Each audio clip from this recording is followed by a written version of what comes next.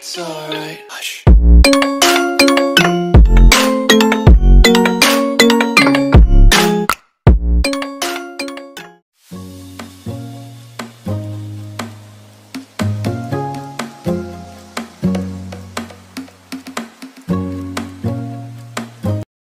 Assalamualaikum warahmatullahi wabarakatuh. Alhamdulillahirabbil alamin wassalatu wassalamu ala asyrafil anbiya'i wal mursalin sayyidina wa maulana Muhammad sallallahu alaihi wasallam wa ala alihi wa ashabihi ajma'in. Asyhadu an la ilaha illallah wa asyhadu anna sayyidana Muhammadan abduhu wa rasuluhu la nabiyyan wa la rasulan ba'da. Yang pertama-tama adalah kita bersyukur kehadirat Allah Subhanahu wa taala, yang mana pada saat ini Allah masih memberikan kepada kita kesehatan, kesempatan sehingga kita insya Allah dapat menonton video yang insya Allah akan kami putarkan sebentar lagi. Salawat bertangkaikan salam adalah kita sampaikan kehalifaan Nabiullah Muhammad sallallahu alaihi wasallam, yang mana Rasulullah sallallahu alaihi wasallam dengan segala bentuk perjuangannya telah membawa kita dari alam jahiliyah kepada alam islamiyah, dari alam kebodohan kepada alam yang penuh berilmu pengetahuan seperti yang kita rasakan di saat ini. Yang kami hormati yaitu dosen pengampu Dr. Evaniosa MA.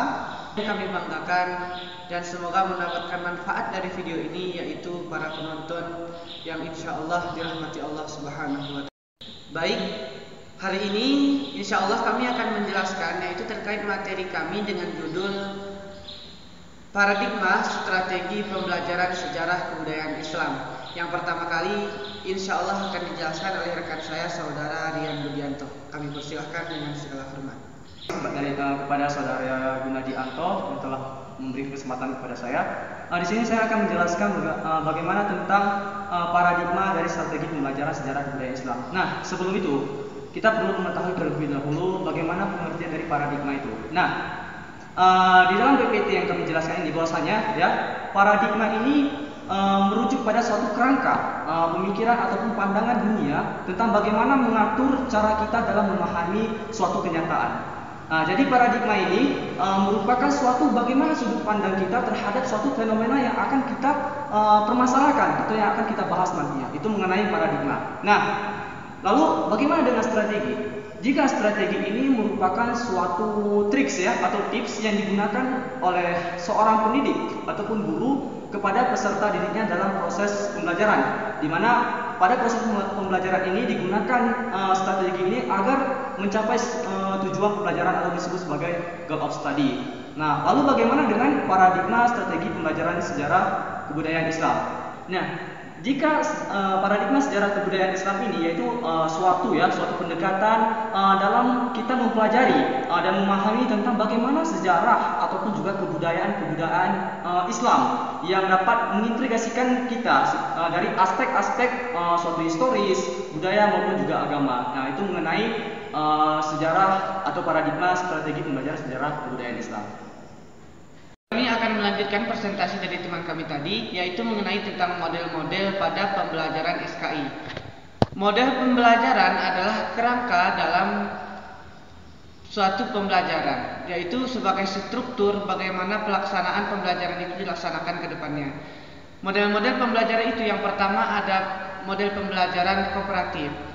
Pembelajaran kooperatif ini yaitu pembelajaran yang disusun oleh guru dalam membentuk kelompok. Tujuan dari pembelajaran ini adalah agar siswa satu dengan siswa yang lainnya saling bekerja sama, saling berpatokan satu sama lain dan saling berketergantungan satu dengan yang lainnya. Diharapkan dengan dilaksanakannya ataupun diadakannya proses pengelompokan ini, siswa yang satu dengan siswa yang lainnya dapat bekerja sama dan dapat saling bertukar pikiran dalam memecahkan masalah yang diberikan seperti itu dalam pembelajaran. Selanjutnya, yang kedua ada model pembelajaran berbasis masalah.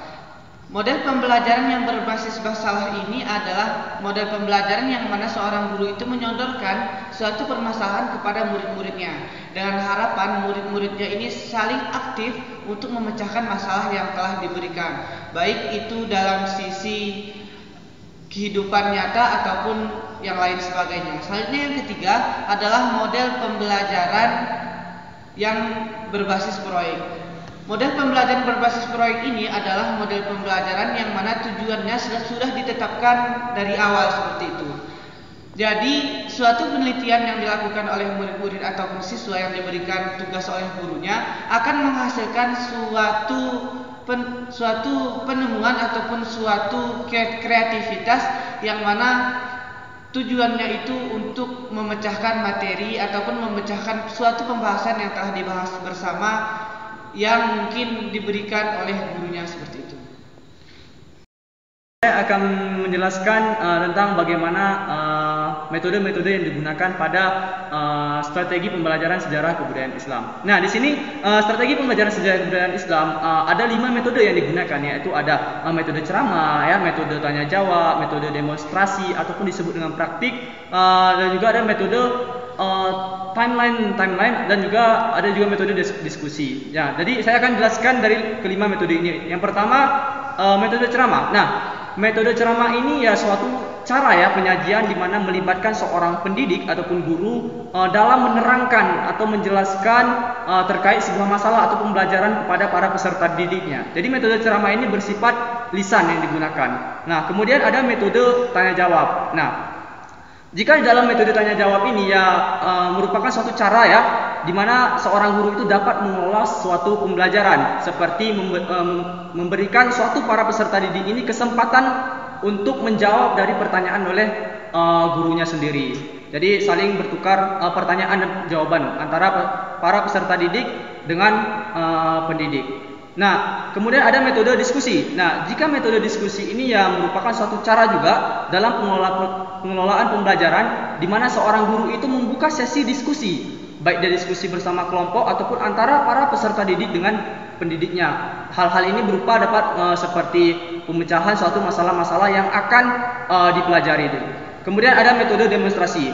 Nah, di metode demonstrasi ini ya metode disebut praktik ya ataupun peragaan, di mana para pendidik ini terlebih dahulu akan melakukan sebuah tes seperti bagaimana cara mempraktikkan atau memandikan salat jenazah ataupun bagaimana mempraktikkan cara berwudu dan segala macamnya. Hal inilah diberikan kesempatan kepada para peserta didik sehingga mereka dapat mampu memenuhi pengalaman mereka nantinya. Lalu yang terakhir ada metode timeline. Nah, kenapa metode timeline ini disebut tepat yang digunakan untuk pada metode pembelajaran sejarah kebudayaan Islam ini?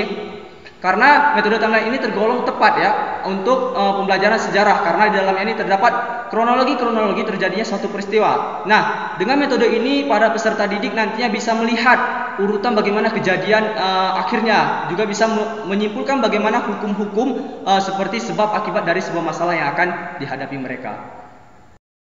Di sini kami akan menjelaskan teknik-teknik pada pembelajaran sejarah kebudayaan Islam.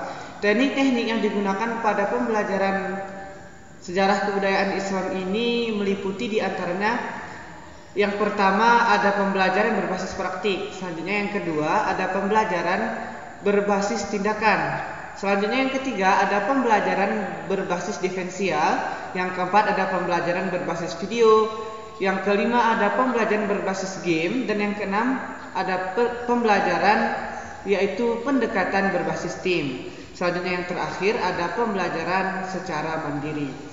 Sebelum kita membahas tentang definisi dari teknik-teknik pembelajaran sejarah kebudayaan Islam yang kami sebutkan tadi, terlebih dahulu kami akan menjelaskan pengertian teknik. Teknik ini adalah cara yang digunakan oleh seorang guru dalam proses pembelajaran untuk pembelajaran itu agar sesuai dan mendapatkan tujuan pembelajaran itu secara komprehensif.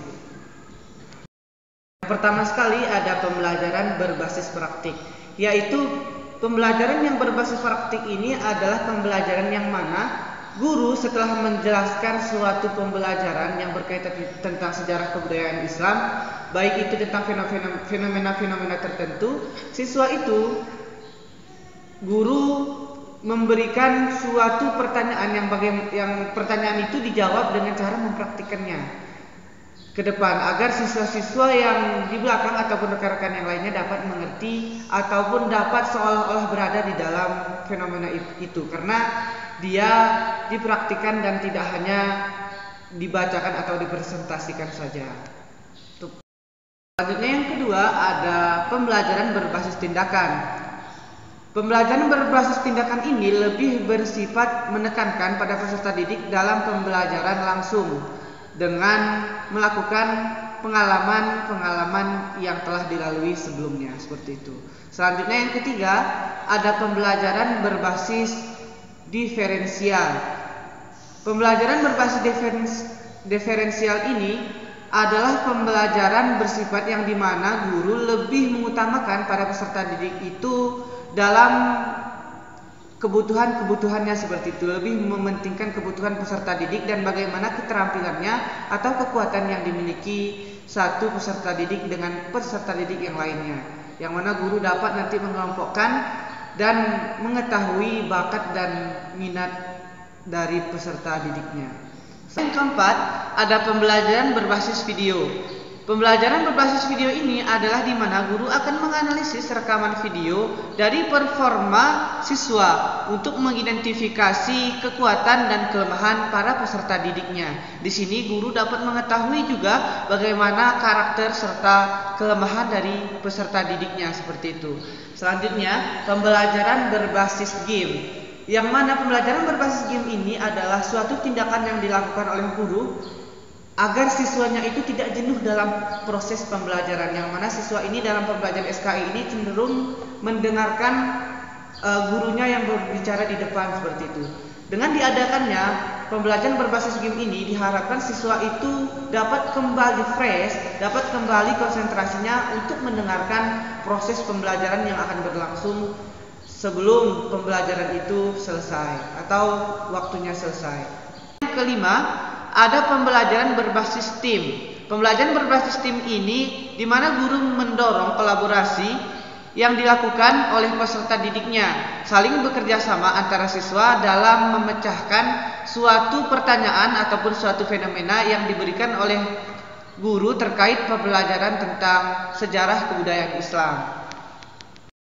Selanjutnya yang terakhir, pembahasan kami pada kesempatan kali ini adalah pembelajaran berbasis mandiri. Pembelajaran yang disebut dengan pembelajaran berbasis mandiri ini adalah siswa tidak dipatokkan hanya belajar di dalam kelas saja, melainkan siswa itu dapat bereksplorasi berada di luar kelas, mencari ataupun mengembangkan pengetahuan-pengetahuan terkait sejarah kebudayaan Islam, baik ditemukan di dalam buku-buku di perpustakaan, baik ditemukan dengan cara-cara yang telah dikemukakan oleh gurunya, ataupun bisa juga ditanyakan dengan para tokoh terkemuka yang mungkin ahli di dalam sejarah kebudayaan Islam ini.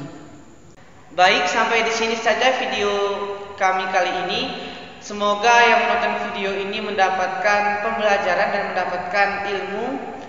Dan kemudian permohonan maaf kami kepada Ibu Dr. Evani Rosa MA, yang mana barangkali dalam video yang kami sajikan ini terdapat kekurangan baik di sana sininya. Kepada Allah kami mohon ampun, dan kepada teman-teman yang menonton video ini kami mengucapkan ribuan terima kasih. Kami pamit undur diri. Saya Gunadi Anto dan rekan saya Rian Budianto. Kami pamit undur diri. Terima kasih atas perhatiannya. Kami akhiri, wabillahi taufiq wal hidayah. Assalamualaikum warahmatullahi wabarakatuh.